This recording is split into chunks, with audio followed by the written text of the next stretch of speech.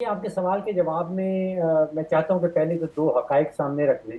پہلی حقیقت یہ ہے کہ آئی ایم ایف اور وزارت خزانہ کے درمیان جو مذاکرات ہوئے وہ کوئی 19-20 دن جاری رہے، جو غیر معمولی ہیں، معمول سے کہیں زیادہ ہیں۔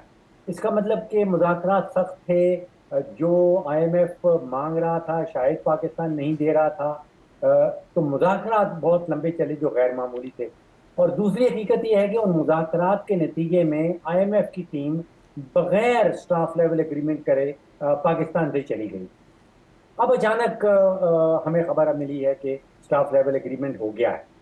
تو معاملہ ایک تو یہ ہو سکتا ہے کہ آئی ایم ایف نے جو شرائط رکھی ہوں شاید وہ پاکستان مان گیا ہو ان کے جانے کے بعد، یا پھر بورڈ کی طرف سے کوئی اشارہ ایسا ملا ہے کہ بھئی پاکستان تو بڑا اچھا بچہ بن گیا ہے، تو اس کو آپ اسٹاف لیول اگریمنٹ جو ہے وہ کر دیں، کیونکہ جب تک وہ پاکستان میں ٹیم تھی وہ اسٹاف لیول اگریمنٹ کیے بغیر نکل گئی۔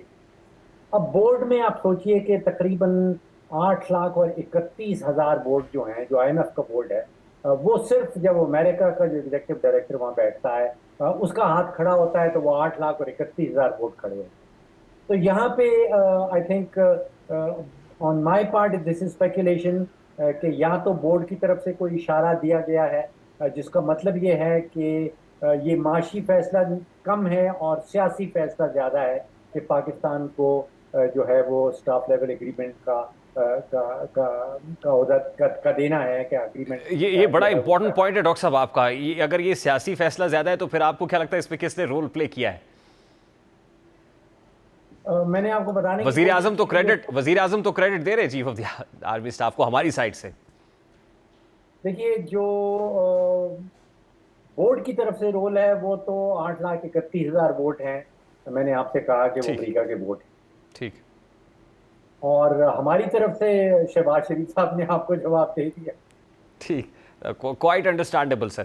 اب یہ جو اسٹاف لیول ایگریمنٹ کے بعد ہمیں ملنے جا رہا ہے سر $1 ارب، پھر اس میں ظاہر ہے جو ماحولیاتی اثرات کو دیکھتے ہوئے $1.2 بلین شاید اس مد میں بھی رکھے گئے ہیں، تو آپ اوور آل اس والیوم کو کس طریقے سے دیکھتے ہیں کہ ہماری جو اکنامک ایکٹیویٹی ہے آپ دیکھتے ہیں کہ اس میں کم از کم کو بریدنگ سپیس ہمیں ملے گی اکنامک ڈومین میں، ہم گرو کرتے ہوئے فلرش کرتے ہوئے نظر آ رہے ہیں آپ کو؟ اچھا، دو حقائق اور رکھ لیجئے۔ جی ایک آئی ایم ایف کی تقریباً 80 سالہ تاریخ ہے، اور دوسرا ہے آئی ایم ایف کے اپنے آرٹیکلز اینڈ اگریمنٹ۔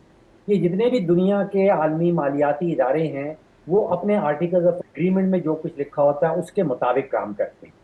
اب 80 سالہ آئی ایم ایف کی تاریخ یہ کہتی ہے کہ ان کے پاس کوئی ایک بھی سکسیس سٹوری نہیں، یعنی کہ جب معیشت بیمار ہو جاتی ہے تو پھر آئی ایم ایف اس کو آکسیجن دیتا ہے۔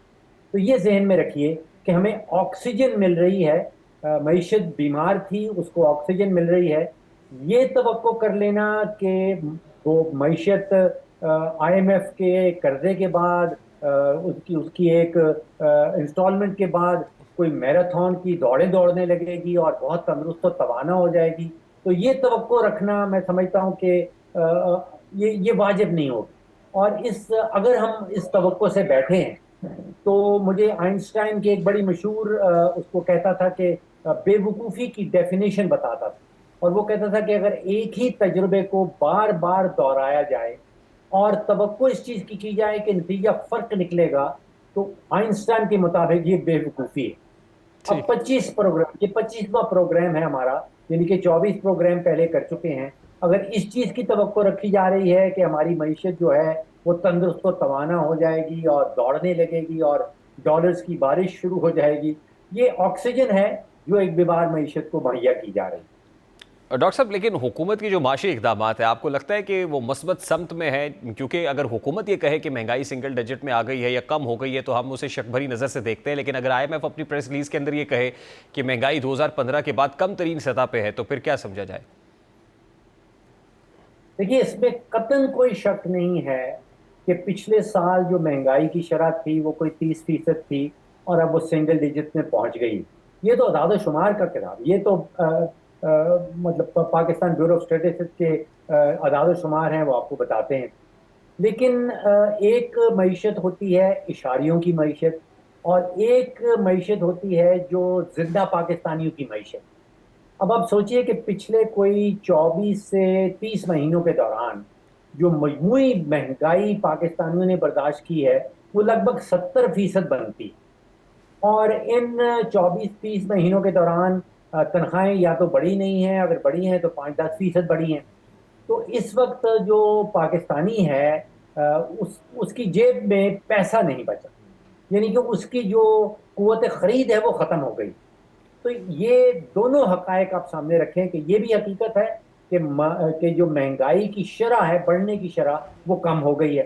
اس کا مطلب یہ نہیں ہے کہ مہنگائی ختم ہو گئی ہے، اس کا مطلب یہ ہے کہ مہنگائی کا گھوڑا اگر پچھلے سال 30 کلومیٹر کی رفتار سے دوڑ رہا تھا تو اب وہ 2 یا 3 یا 4 کلومیٹر کی رفتار پہ دوڑ رہا ہے۔